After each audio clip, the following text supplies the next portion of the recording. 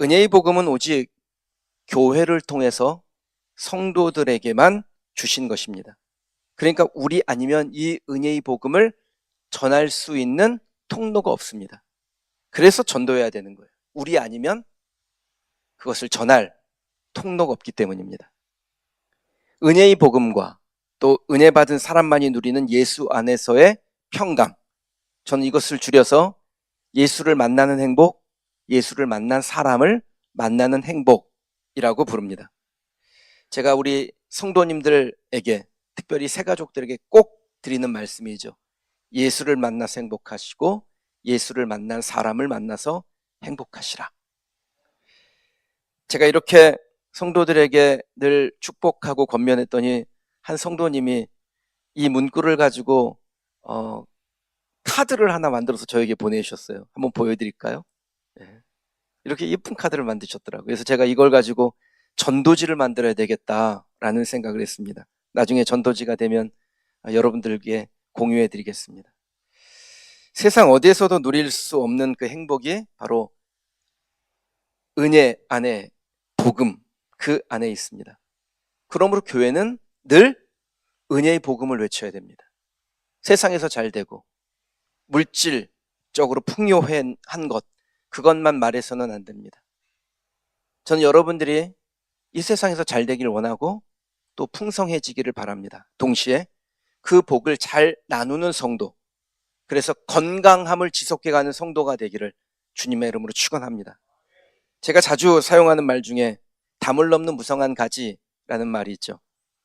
여러분들에게 종종 때에 맞게 꽃을 보내는데 슬픔을 당한 가정, 장례식에는 예수 부활, 천국 소망이라고 보내고요. 좋은 일을 만난 가정에게는 담을 넘는 무성한 가지, 이렇게 이름을 달아서 보냅니다. 담을 넘는 무성한 가지는 야곱이 죽을 때 요셉에게 남긴 유언이었습니다. 요셉은 무성한 가지고 샘 곁에 무성한 가지라 그 가지가 담을 넘었도다. 그러니까 하나님이 우리에게 복 주시는 이유가 이 말씀 안에 담겨져 있습니다. 우리가 약속에 따라서 무성한 가지가 되는 것, 그것은 저와 여러분들에게 하나님께서 주시는 축복이요 선물인 줄 믿습니다. 그런데 그 가지가 담을 넘을 때 그 가지의 건강함은 지속되는 것입니다. 그러니까 담 안에서 무성한 가지는 생명력이 없습니다. 그런데 담을 넘는 가지가 될 때 그 가지는 건강하게 그 생명을 지속해 갈 수 있게 되는 것입니다. 그러니까 내가 영적으로 병들었는지 그렇지 않은지를 확인하는 방법이 있는데, 여러분들이 교회에 바라는 것이 희생하는 교회, 선교하는 교회, 하나님 나라를 위해서 더 일하는 교회, 그것보다 나를 좀 만족시키는 교회, 이것이라면 그는 영적으로 병든 겁니다.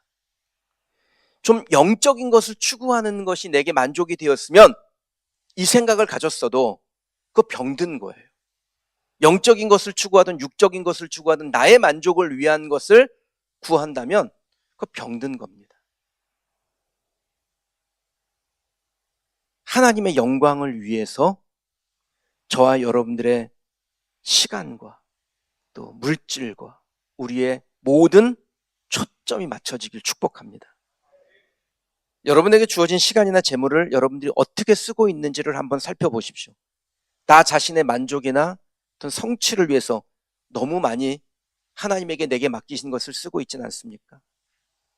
더 좋아질 것을 제가 믿기는 하지만 어쨌든 현재 상황이 그렇다면 그것은 주님이 기뻐하시는 삶은 아닙니다. 성도와 교회는 절대로 자기 만족에 빠지면 안 돼요.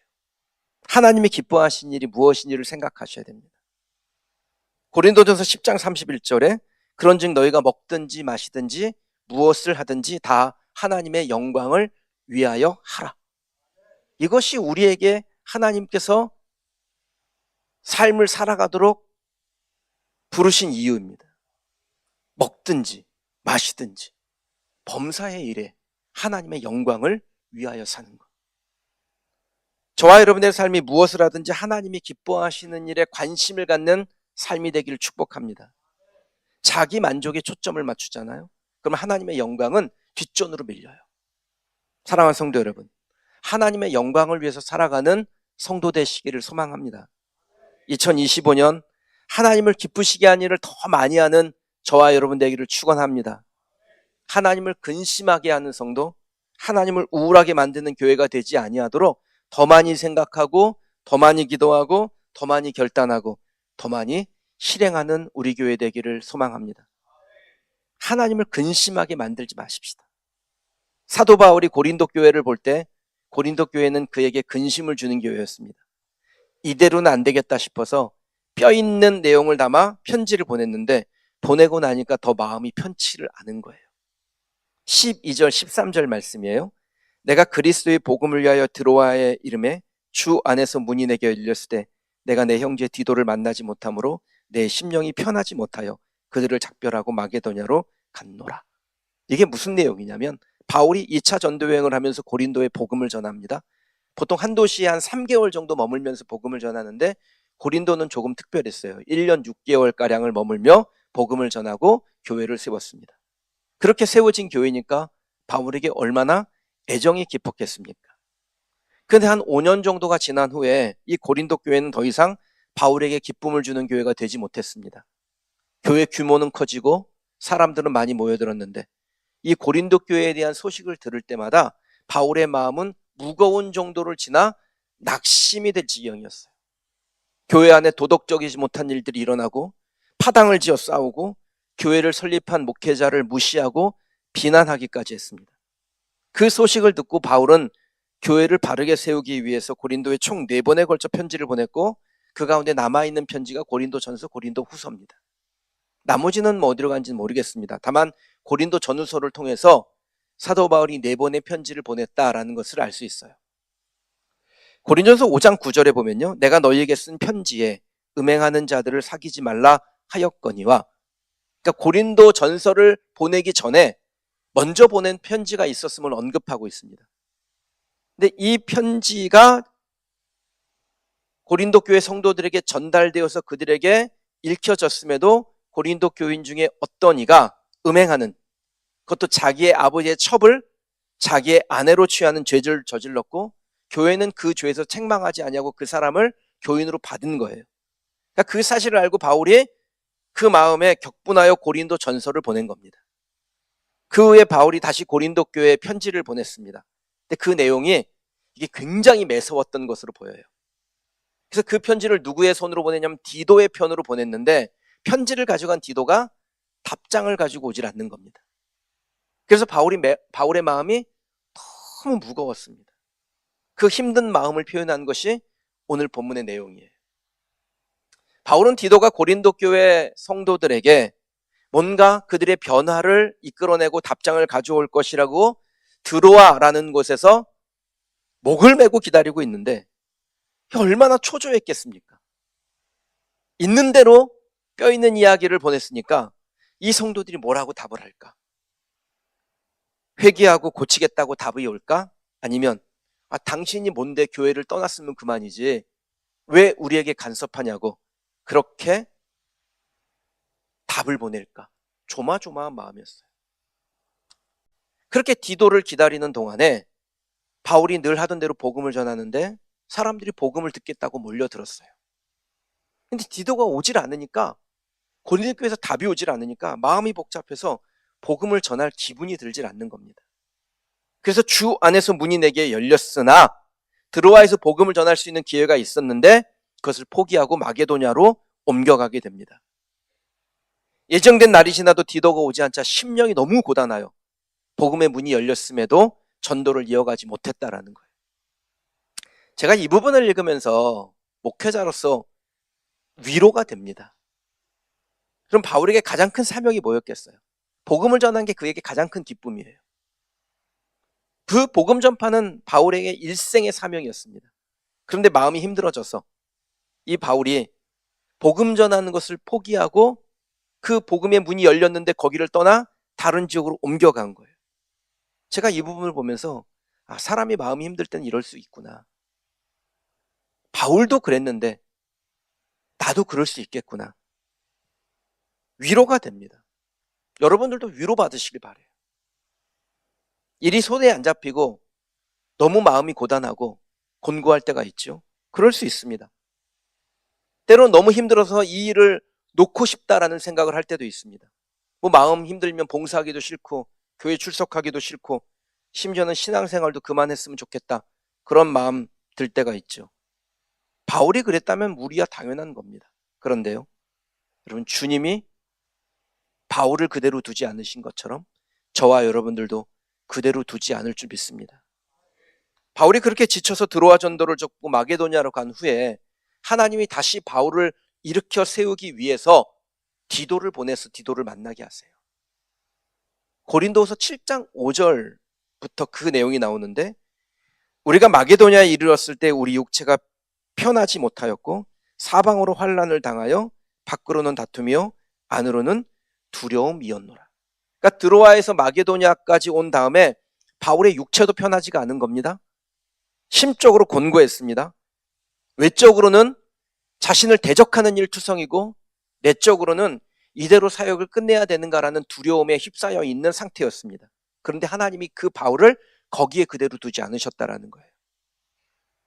고린도후서 7장 6절 7절 말씀입니다. 그러나 낙심한 자들을 위로하시는 하나님이 디도가 오므로 우리를 위로하셨으니 그가 온 것뿐 아니요 오직 그가 너희에게서 받은 그 위로로 위로하고 너희의 사모함과 애통함과 나를 위하여 열심히 있는 것을 우리에게 보고함으로 나를 더욱 기쁘게 하였느니라.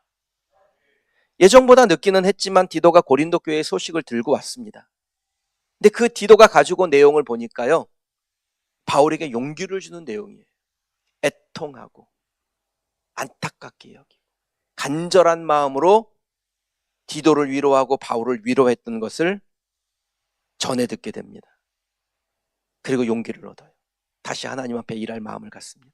사랑하는 여러분, 여러분들이 때로는 지칠 때 있어요. 그런데 그 지쳐 있을 때 하나님이 여러분을 그저 내버려 두지 않으시는 줄 믿습니다. 하나님께서 일하시는 것은 지금도 진행되고 있습니다. 그러니 낙심하지 마시기 바랍니다. 고린도후서 7장 8절에요. 그러므로 내가 편지로 너희를 근심하게 한 것을 후회하였으나 지금은 후회하지 아니함은 그 편지가 너희로 잠시만 근심하게 한 줄을 알미라. 바울이 편지를 보낸 후에 후회가 됐지요. 너무 심하게 책망을 한 걸까? 그렇게 야단치지 말 걸 그랬나? 이런 후회되는 마음이 바울에게 있었습니다. 그런데 바울의 편지를 받고 고린도 교인들이 잠시 근심하기는 했으나 그들의 마음을 하나님께로 향하게 하고 변화되게 하여 더 좋게 하시는 하나님으로 인해서 바울도 성도들도 기쁨을 얻게 하셨다라는 거예요. 여러분, 곤고할 때 생각하세요. 하나님이 나의 삶을 바꾸실 거야.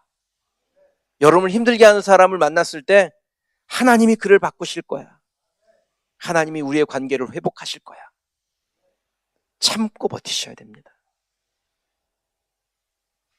이게 하나님이 하시는 일이에요.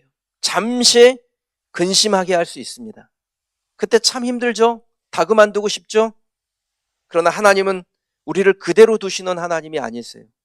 마음이 무너져서 복음 전파하는 사역 이제 그만하고 싶었던 바울에게, 지쳐 넘어진 엘리야에게 찾아오셔서 그에게 구운 떡과 물을 주시며 그를 어루만지시고 다시 일어나게 하신 그 하나님께서 저와 여러분의 하나님 되셔서 지친 우리를 다시 일어나게 하시고 용기 있게 하시고 담대하게 하시고 결국은 승리하게 하실 줄 믿습니다.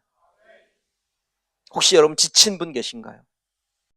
그런데 여러분, 우리가 힘들다라는 것은 하나님이 우리의 삶에 개입하신다라는 시작인 줄 믿습니다. 원래 힘든 거예요. 하나님 앞에 사는 거, 우리 청년들이 연극하면서 고백하잖아요.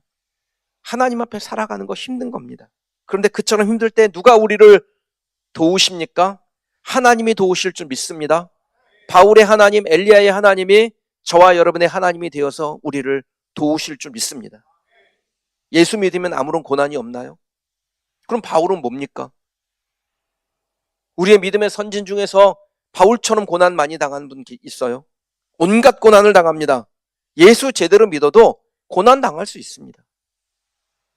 예수 믿어도 암병 걸리고, 예수 믿어도 사업 힘들어지고, 예수 믿어도 자녀가 말썽 부릴 수 있고, 가정도 깨어질 수 있어요. 그럼 여기가 끝인가요? 이대로 끝입니까? 그렇지 않습니다. 베드로전서 4장 12절 말씀이에요. 사랑하는 자들아, 너희를 연단하려고 오는 불시험을 이상한 일을 당하는 것 같이 이상히 여기지 말고 오히려 너희가 그리스도의 고난에 참여하는 것으로 즐거워하라. 이는 그의 영광을 나타내실 때 너희로 즐거워하고 기뻐하게 하려 함이라. 아멘. 예수 믿는 사람에게도 불시험이 옵니다. 그 일을 이상하게 여기지 말라라고 하셨어요. 왜 그렇습니까? 불시험 당해도 이길 힘 주실 하나님께서 저와 여러분의 하나님, 우리 교회의 하나님, 이 나라의 하나님 되심을 믿기 때문입니다. 그래서 진짜 하나님을 믿는 사람은 환경에 굴복하지 않는 거예요. 비록 잠시 넘어질 수는 있지요. 하지만 다시 일어섭니다. 왜 그렇습니까? 의지가 강한 사람이기 때문에 그런가요? 이대로 죽는 게 억울해서 그래요? 하나님 때문에 일어나는 거예요. 지금은 고난이지만 반드시 승리 주실 하나님이 나의 하나님인 것을 믿고 그 하나님을 바라보기 때문에 다시 일어설 수 있는 줄 믿습니다. 14절 말씀을 볼까요? 항상 우리를 그리스도 안에서 이기게 하시고 우리로 말미암아 각 처에서 그리스도를 아는 냄새를 나타내시는 하나님께 감사하노라. 아멘. 바울이 그 절망 중에도 이런 고백을 할 수 있는 이유는 뭡니까? 하나님 때문이에요. 내가 지금 곤고함 가운데 있으나 나와 함께 하시는 하나님이 계시니까 이 고백할 수 있는 겁니다. 모두 나를 떠나가도, 모두가 나를 비난해도, 아무리 육신의 고통이 찾아와도 하나님이 함께 하시면 나는 감사하고 기뻐할 수 있노라. 그 믿음의 고백이 바울을 일으켜 세웠고 지금 그 고백을 하는 저와 여러분들을 하나님께서 일으켜 세우실 줄 믿습니다. 바울이 드로아를 떠나 마게도냐로 갔다고 그를 공격하던 환경이 바뀝니까? 내게 맡겨진 사역 내가 그만뒀다고 나를 공격하는 환경이 바뀝니까? 어떤 사람은 신앙생활 더 못하겠다 교회를 떠납니다. 그런다고 환경이 바뀝니까? 괴롭게 하는 환경은 그대로예요. 바울이 드로아에서 복음을 전할 수 없을 만큼 곤고한 상태에서 마게도냐로 옮겼어도 그 마게도냐에 이르렀을 때 육신이 편치 못하고 사방으로 환난을 당하고 밖으로는 다툼이요 안으로는 두려움이었다라고 고백합니다. 그런데 바울은 하나님으로 인하여 감사, 하나님으로 인하여 감격, 하나님으로 인하여 기쁨을 얻었습니다. 결국 어떻게 됩니까? 하나님이 예배하신 대로 디도를 만났고 디도를 통해서 고린도 교회의 회개를 듣게 되고 거기서 그들로부터 위로를 받고 하나님께 감사와 찬양을 드리는 멋있는 인생으로 바울의 삶이 바뀌게 됩니다. 사랑하는 여러분, 우리의 실패는 환경 때문이 아닙니다. 사람 잘못 만나서 사업 실패한 게 아니에요. 선생 잘못 만나서 공부 망친 게 아니에요. 친구 잘못 만나서 내 자녀의 인생이 삐딱해진 게 아닙니다. 목사 잘못 만나서 은혜를 못 받는 거 아니에요. 성도 잘못 만나서 목회가 힘든 게 아니에요. 실패의 원인은 예수 그리스도 안에 거하지 못하기 때문입니다. 그럼 그 실패를 극복하는 동기는 어디서 나옵니까? 예수 그리스도 안에 있으면 됩니다. 예수 그리스도 안에 있으면 환경 따위는 문제가 안 되지요. 힘든 상황 만날 때 잠시 근심할 수는 있으나 하나님을 바라보는 사람은 예수로 인해서 평안을 얻고 미래의 소망을 갖게 될 줄 믿습니다. 그게 저와 여러분인 줄 믿고 축복합니다. 그래서 내 삶에 역사하시는 예수님 그 안에 있는 사람의 특징이 있어요. 그런 사람은 고난을 당해도 향기가 납니다. 예수 안에 있는 사람에게는 예수의 향기가 나요. 그 향 억지로 막을 수 없습니다. 어떻게든지 흘러나옵니다. 고난을 당했는데 그 고난에 대해서 원망하거나 분노하거나 좌절하지 않고 그 고난을 이기려는 삶의 의지를 가지는 사람에게서 깊은 영성의 향기가 난다라고요. 온갖 고난을 이겨내고 고난을 통해서 하나님의 뜻을 찾아가는 그 사람을 보면 야, 참 깊이가 느껴지는구나. 향기 나는구나. 그런 마음이 듭니다. 사랑하는 성도 여러분, 저와 여러분에게 깊은 영성의 향기가 나오기를 축원합니다. 그래서 우리에게서 나오는 예수 향기로 인해서 예수의 승리를 경험하고 그 승리를 전하는 성도들이 되시기를 주님의 이름으로 축원합니다. 하나님은 우리에게 너는 그리스도의 향기라 라고 하셨습니다. 우리에게서 막을 수 없는 그리스도의 향기가 흘러나와야 되는 것은 너무나 당연한 것입니다. 저와 여러분들에게 우리가 걸어가는 길마다 예수의 향기가 나기를 축원합니다. 우리 교회의 사역마다 예수의 향기가 나타나기를 축원합니다. 우리의 사역이 화려하지 않아도 돼요. 뭘 폼나게 안 해도 돼요. 우리의 사역에서 그리스도의 향기가 진하게 배어나오기를 주님의 이름으로 축원합니다. 바울이 고린도후서를 썼을 때 그 배경은 로마 시대죠. 로마 시대의 황제를 아우구스투스라고 부릅니다. 존엄한 자라는 뜻입니다. 그래서 그 황제가 지나갈 때요, 그 황제의 뒤를 항상 바짝 따라붙은 사람이 있는데, 그 로마의 사제들이 그 황제의 바로 뒤에서 아주 그 진한 향을 태우면서 따라갑니다. 그래서 황제가 지나가면 그 태운 향이 얼마나 강한지 황제가 지나가고 한참 후에까지 그 향이 남아 있었다라고 합니다. 여러분, 우리가 걸어간 길에도 향이 남기를 축복합니다. 정말 그리스도의 향기를 가진 사람이라면 그 향이 쉽게 가셔서는 안 됩니다. 진한 여운을 남겨야죠. 그래서 그리스도의 향기를 가진 사람이 직장에 들어가면 그 안에 그리스도의 향이 나오고, 그리스도의 향기를 가진 사람이 가정 안에 들어가면 가정에 그리스도의 향이 흘러가고, 그리스도의 향기를 가진 사람이 교회 안에서 하나님께서 맡기신 그 역할을 하면 그 안에 그리스도의 향이 진하게 배어나오는 아름다운 모습, 아름다운 성도 되기를 주님의 이름으로 축원합니다. 오늘 말씀을 잘 새겨 우리의 삶에 뜻하지 않은 고난이 와도 우리의 심령이 무너질 그때에도 이 말씀을 마음에 새겨서, 나만 그런 거 아니다, 엘리야도 그랬고 바울도 그랬고 믿음의 선진들이 그렇게 마음이 무너질 때 하나님 바라보고 감사와 감격으로 이겼다, 나도 이기리라, 예수의 향기를 흘려보내리라, 이 고백이 저와 여러분의 고백이 되기를 주의 이름으로 축원합니다. 우리에게 주실 새해 어떻게 그리스도의 향기를 진하게 풍길 것인지, 예수를 믿는다고 하면서 악취를 풍기는 사람이 되는 것을, 구원을 베푸신 하나님을 모독하는 것이니 어떻게 하면 예수의 향기를 풍길 수 있을까? 이것이 새해를 맞이하는 저와 여러분의 다짐이 되기를 소망합니다. 저와 여러분이 우리 교회가 악취가 아닌 향기를 내는 성도요, 향기를 흘려보내는 교회가 될 줄 믿습니다. 사랑하는 성도 여러분, 예수 믿는다는 것은 예수의 향기 나는 사람이 되는 것입니다. 내가 예수 믿어요?